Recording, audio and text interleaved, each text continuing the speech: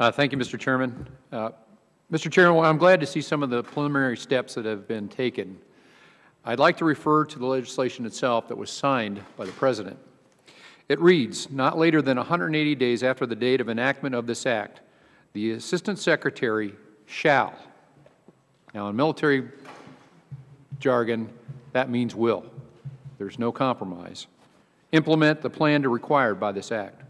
180 days after enactment was in July 2nd of this year. The bill didn't restrict the plan to 3 airports. It's tied to expedited security screening for all members of the armed forces at all times in all airports.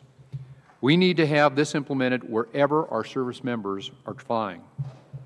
Just last week, I spoke to a service member returning from the battlefields in Afghanistan. The member was asked to strip search down to basically his boots, his T-shirt, and without a belt, holding up his breeches and in his stocking feet to go through security after returning back from defending our country.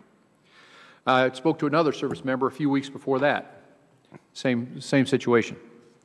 We've spoken about the consistency of TSA procedures in earlier hearings, but this is now happening after the law is passed by Congress and signed by the President of the United States. I look forward to hearing from the witnesses about the failure to implementation of this plan, how it will be fully implemented, and who will be held accountable if it is not done in what this body considers a timely manner. I consider it in violation of the law. I look forward to hearing the corrective actions, and I do not have to remind you our troops deserve this. Thank you, Mr. Chairman, and I yield back.